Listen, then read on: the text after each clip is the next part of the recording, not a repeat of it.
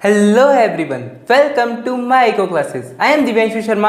आज की वीडियो में अपन कवर करेंगे मेजर्स टू कंट्रोल डिफ्लेशन। इससे पहले वाली वीडियोस में अपन डिफ्लेशन पूरा कर चुके हैं। उसके अपन ने उसके साथ साथ टाइप्स देख लिए थे, उसके कॉजेज देख लिए, उसके इफेक्ट्स भी अपन ने कवर कर लिए हैं। अगर आपने वो सारी वीडियोस नहीं देखी हो तो मैं आई कार्ड पर लिंक दे दूंगा, आप उसको जाके देख लेना। तो स्टार्ट करते हैं आज की वीडियो को।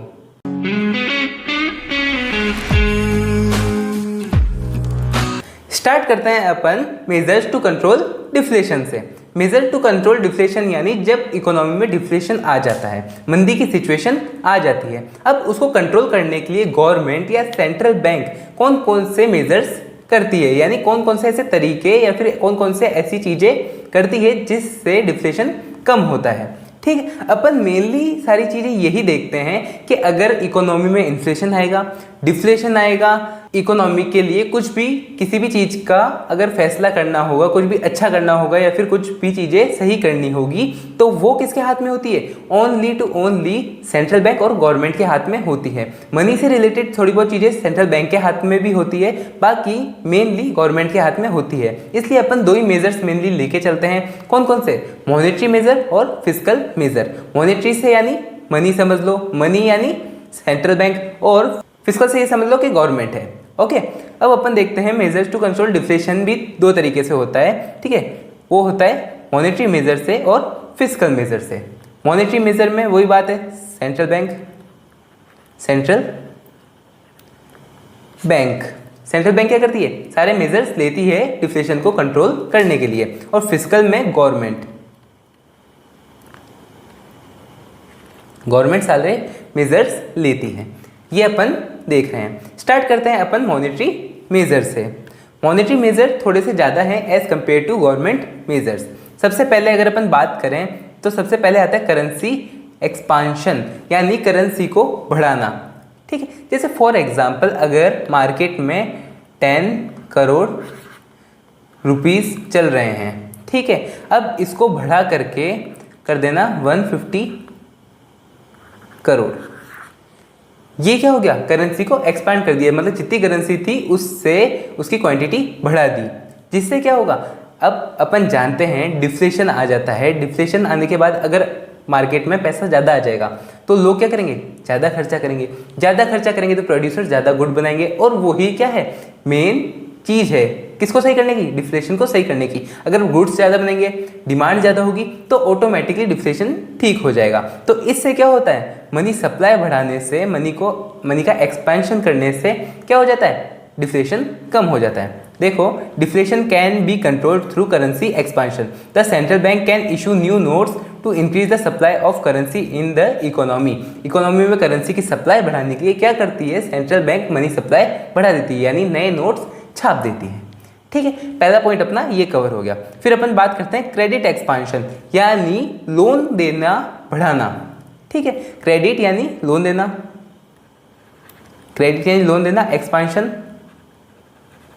एक्सपांशन यानी लोन देने की लिमिट को बढ़ाना। समझ गए अपन बात को कि लोन देने की लिमिट जब बढ़ेगी, यानी नॉर्मल लोग लोन लेंगे और प्रोड्यूसर्स लोन लेंगे। जब ये दोनों लोन लेंगे तब क्या करेंगे? प्रोड्यूसर्स तो क्या करेंगे?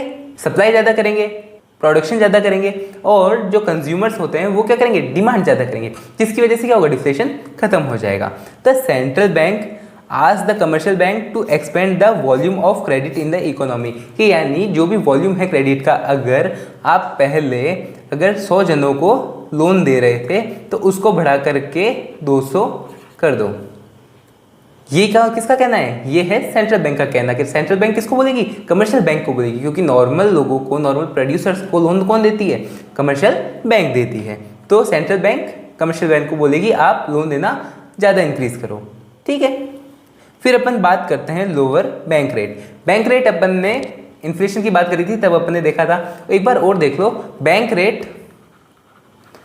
रेट वो रेट होती है जिस पे कमर्शियल बैंक सेंट्रल बैंक से लोन लेते हैं।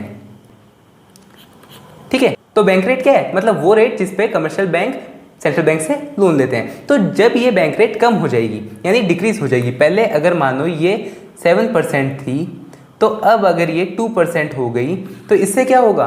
कमर्शियल बैंक को लोन इजीली मिल जाएगा, कम रेट पे मिल जाएगा। तो वो सामने जब कंज्यूमर्स को देगी, प्रोड्यूसर्स को देगी, तब क्या देगी, कम रेट ऑफ इंटरेस्ट पे देगी। तो इसलिए क्या होगा कि डिफ्लेशन कम होगा, जिससे क्या होगी, डिमांड बढ़ेगी। The central bank can lower the bank rate to provide more funds to commercial bank. जैसे कमर्शियल बैंक के पास ज़्यादा फंड आएंगे तो वो क्या करेगी, लोन भी ज़्यादा देगी। फिर अपन नेक्स्ट बात करते हैं लो रिजर्व रेशियो। रिजर्व रेशियो अगर कम हो जाएगा तो भी लोन ज़्यादा मिलेगा। रिजर्व रेशियो की बात करें, रिजर्व रेशियो यानी वो रेशियो जो सिक्योरिटी के लिए कमर्शियल बैंक अपने पास रखते हैं, ठीक है। और रिजर्व रेशियो भी दो टाइप में बढ़ता है, CRR और SLR। एक सेंट्रल बैंक के पास रखवाते हैं, सेंट्रल बैंक के पास, और एक रखवाते हैं सेल्फ के पास, जिसको अपन SLR कहते हैं। इतने डीप में जाने की जरूरत नहीं है, आप सीधा ये समझो कि जो भी रिजर्व रेशियो होता है जब उनको कम कर देंगे, जैसे फॉर एग्जांपल अगर 30% रिजर्व रेशियो था कि यानी अगर जितना भी आपके पास पैसा है, यानी 1000 रुपये है तो 1000 रुपये में 300 रुपये आप रिजर्व रखो और बाकी 700 रुपये का लोन दो, ये था। अब उसको डिक्रीज करके गवर्नमेंट ने क्या कर दिया, यानी सेंट्रल बैंक ने क्या कर दिया कि आप 10% रखो और बाकी 90% का लोन दे दो। तो जब 90% का लोन जाएगा यानी 200 रुपये की डिमांड एक्स्ट्रा होगी। ये अपन सिर्फ 1000 में देख रहे हैं, बाकी ये करोड़ों में होता है, ठीक है, जिससे आराम से बहुत सारा लोन दिया जा सकता है, ठीक है।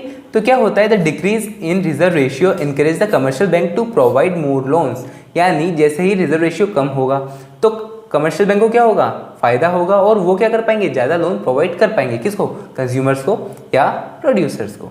ओके, समझ गए इतना। फिर अपन बात करते हैं consumer credit. The loan must be provided to consumer and producer to increase the demand and expand business. यानी बिजनेस एक्सपेंड करने के लिए, डिमांड को बढ़ाने के लिए क्या करना पड़ेगा, कंज्यूमर का क्रेडिट बढ़ाना पड़ेगा कि जिससे वो लोन ज़्यादा ले सके। समझ गए अपन, 5 पॉइंट है, 5 पॉइंट अपन ने समझ लिए। अब अपन चलते हैं फिस्कल मेजर पे, यानी गवर्नमेंट कौन से मेजर्स लेती है डिफ्लेशन को दूर करने के लिए। सबसे पहले अपन बात करते हैं पब्लिक डेप्थ पेमेंट। यानी अगर गवर्नमेंट ने पब्लिक डेप्थ ले रखा है, यानी नॉर्मल पब्लिक से लोन ले रखा है, तो उसको पे कर देना, ठीक है। जब लोगों के पास पैसा नहीं है, लोगों ने क्या कर रखा है, गवर्नमेंट के पास सिक्योरिटी में जमा करा रखा है, मान लो, या फिर गवर्नमेंट को लोन दे रखा है। तो जैसे ही गवर्नमेंट उनके लोन का रीपेमेंट करेगी तो क्या होगा, मार्केट में पैसा एकदम से इंक्रीज हो जाएगा, और जैसे इंक्रीज होगा डिमांड इंक्रीज हो जाएगी, और डिमांड इंक्रीज से क्या होगी, सप्लाई भी इंक्रीज होने लग जाएगी, और उससे डिफ्लेशन कम हो जाएगा, ठीक है। The government can repay public डेप्थ as a tool to control deflation. समझ गए। फिर अपन बात करते हैं पब्लिक वर्क्स, यानी पब्लिक क्या करे, ऐसे काम यानी गवर्नमेंट क्या करे, ऐसे काम करे जिससे क्या हो, पब्लिक डिमांड इंक्रीज हो जाए। फॉर एग्जांपल वो क्या बना सकती है, रोड बनवा सकती है, डैम्स बनवा सकती है, ब्रिज बनवा सकती है, hospital, school, power projects to control deflation, deflation को कंट्रोल करने के लिए। ये कैसे वर्क करता है, ये देखो आप। क्या होता है, अगर गवर्नमेंट ने पैसा खर्च किया पुल बनवाने के लिए, रोड बनवाने के लिए, हॉस्पिटल, स्कूल, पावर प्रोजेक्ट वगैरह ऐसी कोई सी भी चीज़ बनवाने के लिए पैसा खर्च किया, तो पैसा क्या जाएगा, मार्केट में जाएगा, और क्या होगा, लोगों की इनकम होगी। क्योंकि ऐसा तो है नहीं गवर्नमेंट ने पैसा फेंका और अपने आप सारी चीज़ें बन गई, ऐसा नहीं होता। वर्कर्स को हायर किया जाता है, लेबर्स लगाई जाती है, लेबर्स को इनकम मिलती है, उनकी इनकम इंक्रीज होती है, तो उससे क्या होगा, एकदम से डिमांड भी इंक्रीज होगी, और डिमांड इंक्रीज होगी तो प्रोड्यूसर्स ज़्यादा गुड बनाएंगे, और ज़्यादा गुड बनाएंगे तो डिफ्लेशन एकदम से सीधा सीधा खत्म हो जाएगा, ठीक है। ये अपन देखते हैं पब्लिक वर्क्स में।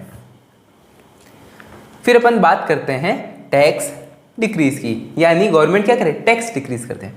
अगर मान लो कि किसी की पेमेंट है 10,000, ठीक है, उस पर गवर्नमेंट टैक्स ले रही थी आराम से 2,000, ठीक है। तो डिमांड कितने की हो रही थी, डिमांड हो रही थी ओनली 8,000 की, ठीक। अब क्या कर रही है गवर्नमेंट, लगा रही है टैक्स ओनली 500 रुपीज़। इसको हटा दिया गवर्नमेंट ने, क्या लगाया, 500 रुपीज़ टैक्स लगा दिया, यानी टैक्स कम कर दिया। तो अब डिमांड कितने की होगी, 9,500 की होगी। क्या हो गया, डिमांड बढ़ गई, लोगों के पास पैसा ज़्यादा रह गया। अब जैसे ही पैसा ज़्यादा रहा तो डिमांड बढ़ जाएगी, डिमांड बढ़ेगी तो प्रोड्यूसर भी क्या करेंगे, ज़्यादा सप्लाई करेंगे, और डिफ्लेशन कम हो जाएगा। समझ गए। Deflation can be control through tax decrease due to decrease in taxes में इंक्रीज इन पर्सनल इनकम, यानी लोगों की पर्सनल इनकम बढ़ जाएगी, और पर्सनल इन्कम बढ़ने से डिमांड इंक्रीज हो जाएगी। समझ गए इस बात को। फिर अपन बात करते हैं लास्ट, न्यू इन्वेस्टमेंट, यानी नया इन्वेस्टमेंट करें। कौन करे? गवर्नमेंट करेगी ऑब्वियसली, ठीक है। Through new investment production and employment both increase, दोनों क्या होते हैं? इंक्रीज होते हैं।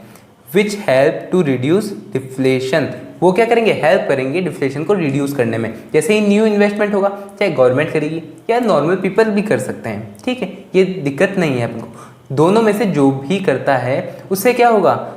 एम्प्लॉयमेंट मिलेगा लोगों को, किसको? और प्रोडक्शन भी बढ़ जाएगा। और जब ये दोनों बढ़ जाएंगे तब क्या होगा? डिफ्लेशन कम हो जाएगा। तो अपन ने क्या देखे? अगर अपन एक बार ओवरव्यू लें इन सब का, तो अपन ने सबसे पहले देखा डिफ्लेशन कंट्रोल करने के दो टाइप होते हैं, एक फिस्कल और एक मॉनेटरी। मॉनेटरी में अपन ने सबसे पहले ये देखा कि अगर मनी सप्लाई बढ़ा दी जाए, यानी करेंसी एक्सपांशन हो जाए। फिर अपन ने देखा कि क्रेडिट एक्सपांशन हो, यानी लोन ज़्यादा मिले, बैंक रेट को कम कर दो और रिजर्व रेशियो को कम कर दो और कंज्यूमर को इजीली क्रेडिट प्रोवाइड कर दो। फिर अपन ने देखा फिस्कल मेजर में, यानी गवर्नमेंट मेजर में अपन ने देखा पब्लिक डेप्थ पेमेंट कर दो, जो भी पब्लिक से डेप्थ लिया हुआ है उसकी रिपेमेंट कर दो। फिर अपन ने देखा पब्लिक वर्क्स, यानी पब्लिक को वर्क दो, काम पे लगाओ, नई नई चीज़ें बनवाओ। फिर अपन ने देखा टैक्स डिक्रीज कर दो, ठीक है, टैक्स डिक्रीज करेंगे लोगों के पास इनकम बढ़ जाएगी। फिर अपन ने देखा न्यू इन्वेस्टमेंट, या तो कोई न्यू इन्वेस्टमेंट करो जिससे क्या हो? प्रोड्यूसर्स को भी फायदा हो और लोगों को एम्प्लॉयमेंट भी मिले, ठीक है। तो होप आपको ये वीडियो समझ में आई होगी, अच्छी लगी होगी। अगर आपको ये वीडियो समझ में आई हो, अच्छी लगी हो, तो वीडियो को लाइक कर देना, चैनल को सब्सक्राइब कर देना। कोई भी डाउट हो, क्वेश्चन हो तो आप कमेंट में इजीली पूछ सकते हैं। अपन मिलेंगे नेक्स्ट वीडियो में। Thanks for watching.